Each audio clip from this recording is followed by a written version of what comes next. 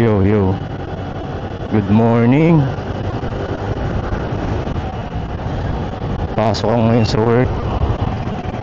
Saturday morning.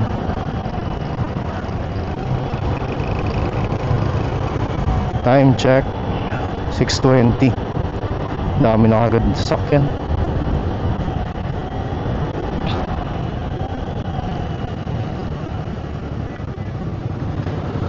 Init pa din,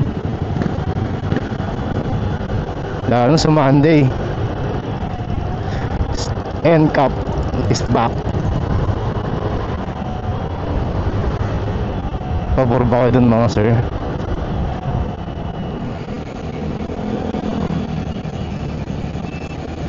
Sa mga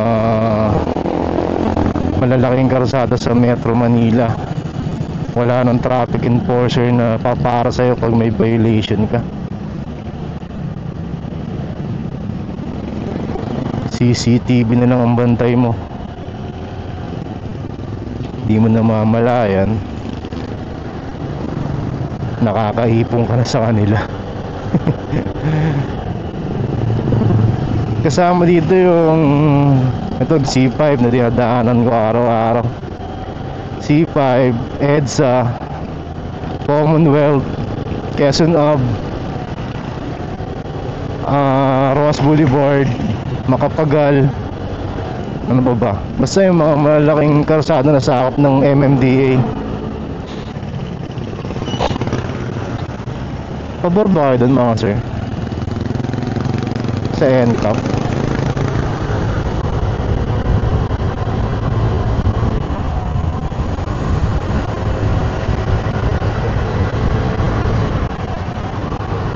Ang linaw pa naman ng CCTV ng MMDA, lalo na pag violation.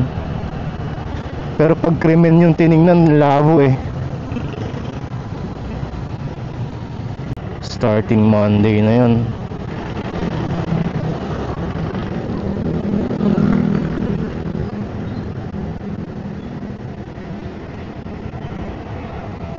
Nilift na kasi yung TRO eh, temporary restraining order. So balik ka sila. Pero balita ko sa LGU, hindi pa nila ipapatupad eh. Yung mga malalaking kalsada lang talaga. Way back, ano nga ba pinatupad yun? Basta, hindi ko na matandaan. Meron akong kakilala, umabot ng 5-digit yung penalty niya eh. Grabe no, 5-digit. Hindi niya alam. Dito siya dumadaan lagi sa may ano eh, sa may Valenzuela. Sobrang higpit daw dun eh. Siguro sa bike lane niya nakukuha yun, yung dumadaan sa bike lane.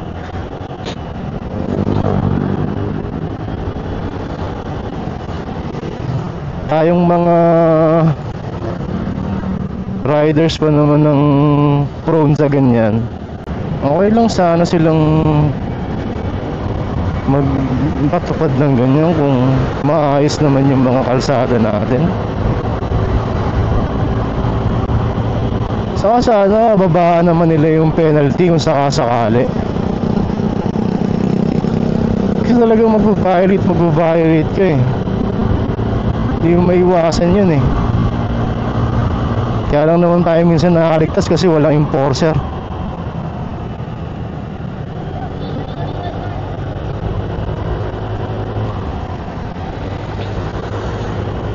Lalo na sa EDSA, daming dumadaan sa bike lane dyan. Kaya nga ibang bikers nagreklamo sa ibang nagmumotor eh. Pero wala tayong magagawa dun eh. Ayun, ang laki kasi din ang sakop ng bike lane. So pag sigip na dito, sisingit talaga tayo sa bike lane.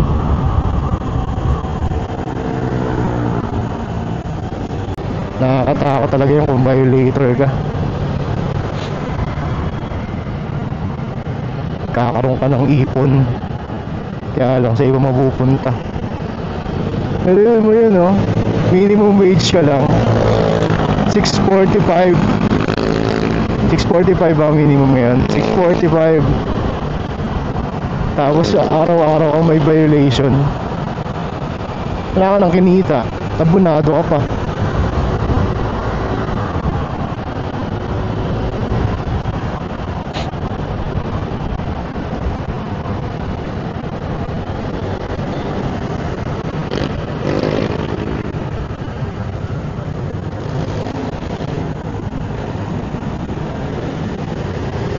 Nag-iba ako ng ruta ngayon. Masyado maalikabok sa service road.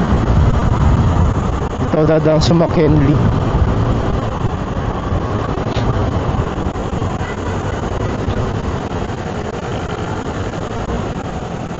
Eh ba mga sir, anong opinions nyo sa NCAP?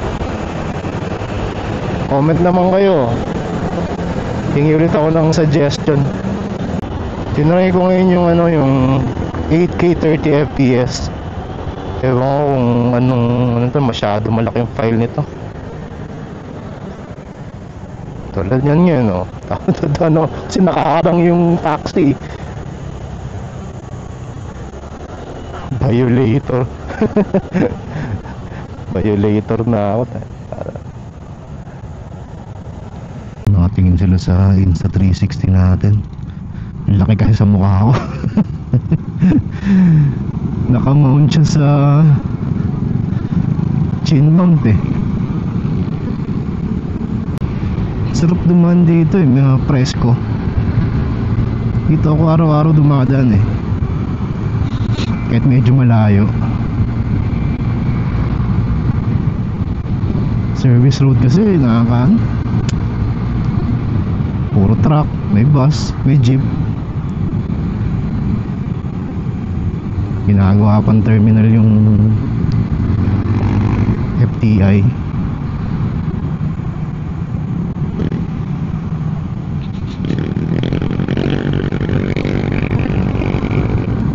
Ito, puro puno. Sarap mag-drive pag puro puno eh. Parang sa probinsya.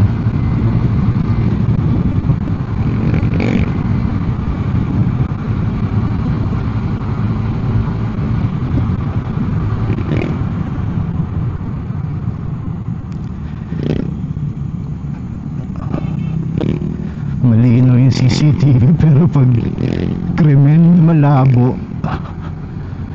Sana mag-invest din ng government sa mga iba, sa mga street, CCTV sa mga streets.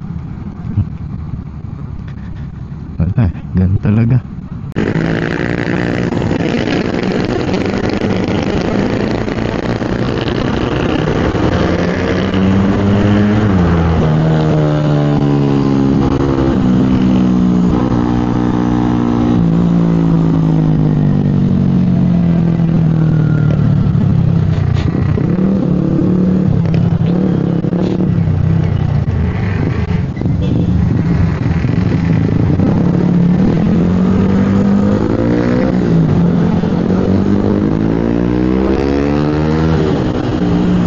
Sige mga sir, ito ko na muna tapusin.